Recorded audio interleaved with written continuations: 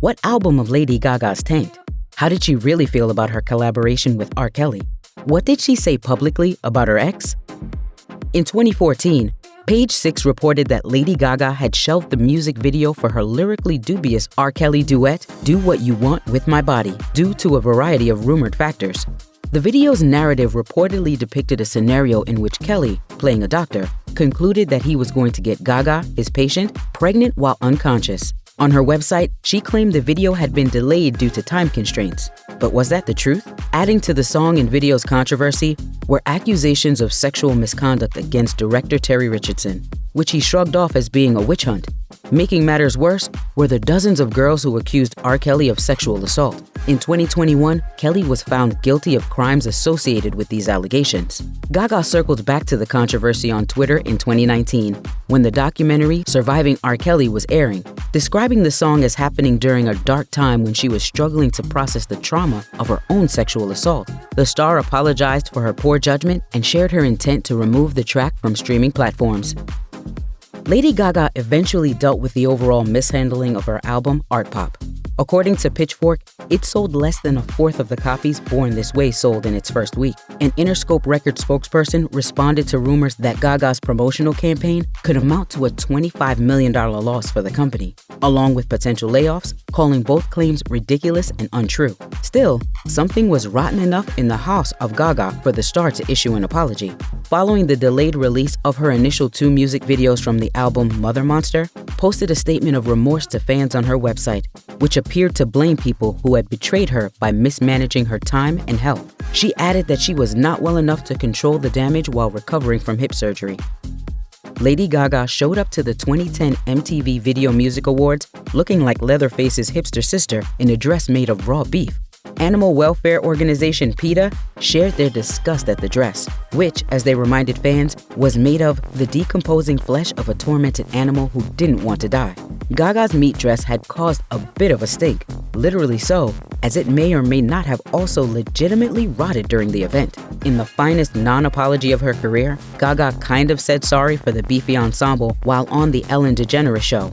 During their appearance, she explained she meant no disrespect to vegans with the outfit and that it was intended as an art piece of, quote, many interpretations, all of which sounded vague, including this line: "If we don't fight for our rights, pretty soon we're going to have as much rights as the meat on our bones."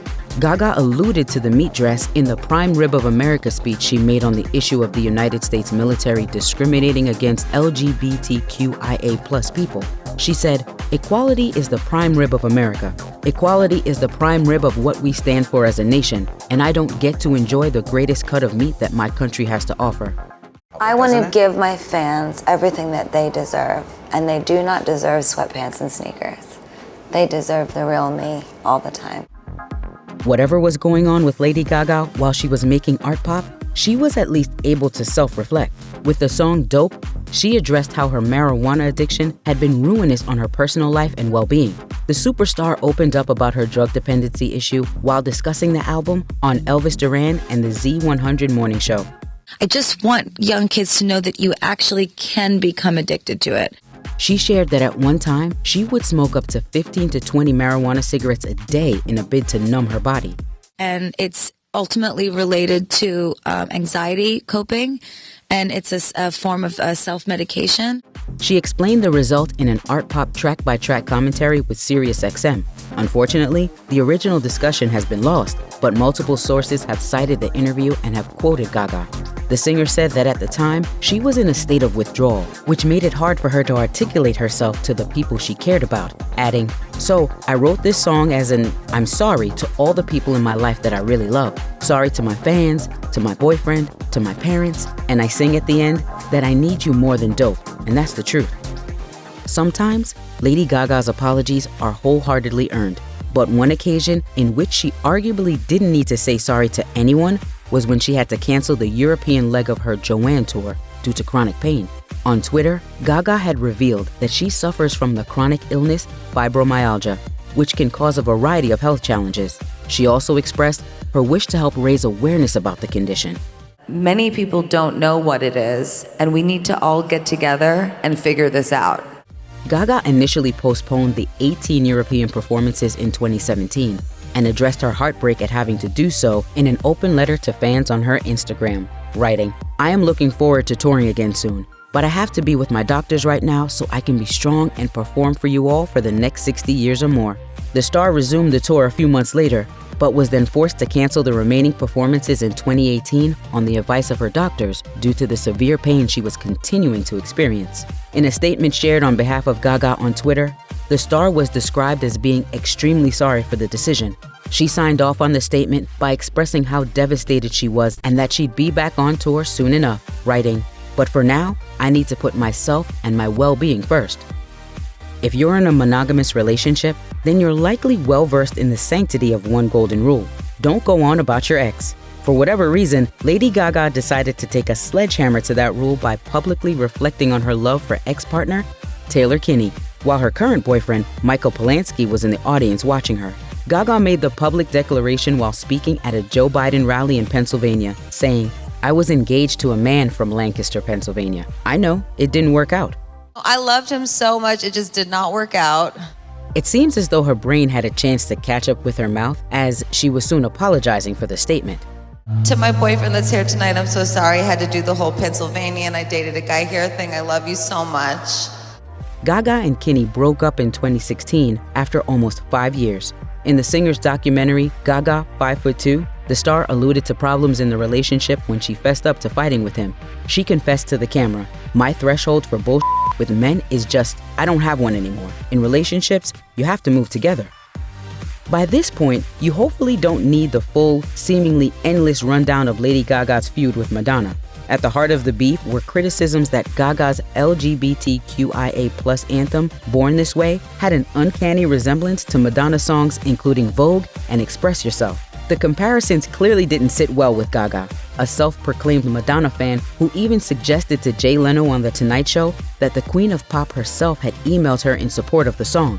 This was strongly disputed by Madonna, whose spokespeople denied the existence of said email. A few months later, Gaga wasn't pleased when she was questioned by NME about the similarities between the two songs. She expressed her disdain by using the R word, saying, "Why would I try to put out a song and think I'm getting one over on everybody? That's A day later, Gaga promptly issued an apology for the word in a statement, calling the slur a mistake and any hurt caused unintentional. She said, "I consider it part of my life's work in music to push the boundaries of love and acceptance. My apologies for not speaking thoughtfully." Proudly boasting a full body sleeve of ink, it made total sense that the singular look of model Rick Genest, also known as Zombie Boy, would attract the eye of Lady Gaga. The star featured the radical-looking cool boy in the music video for Born This Way, a song that celebrates being other. Sadly, Genest died in 2018 after falling 3 floors from his balcony.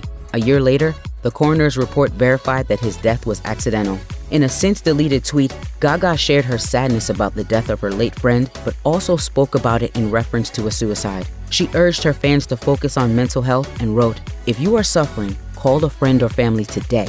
We must save each other." While it's always worth reminding people about that sentiment, it also wasn't accurate since the model's cause of death hadn't been confirmed yet. Luckily, Gaga wasn't above acknowledging her mistake, so she rectified it right away. She tweeted, "I apologize if I spoke too soon, as there was no witnesses or evidence to support any conclusion for the cause of his death. I in no way meant to draw an unjust conclusion." If you think back on the never-ending virtual meeting hellscape of 2020 and shudder, then you might empathize with the micro-nightmare Lady Gaga found herself in when Jimmy Fallon attempted to FaceTime her during an episode. In the clip from The Tonight Show, Fallon was shown excitedly attempting to call the singer, who appeared caught off guard. "I can't, Jimmy. I can't talk right now. It's I'm really sorry. It's just like a really weird time." When Fallon attempted to hold the screen up to the camera capturing the moment, poor Gaga was further frazzled, asking, "Am I on TV?" This time, Gaga wasn't the only one apologizing. "Sorry, you're on TV. I apologize." Luckily for everyone, the two were able to laugh the whole awkward mishap off afterwards when she returned to The Tonight Show, successfully this time, to say that she was sorry for the missed connection and to discuss an announcement. "Thank you so much for honoring your word and talking to me today. I think I'm so sorry." She added, "We weren't quite ready yet, and I really appreciate you being so nice about it." Check out one of our newest videos right here. Plus, even more Nicki Swift videos about your favorite celebrities are coming soon. Subscribe to our YouTube channel and hit the bell so you don't miss a single one.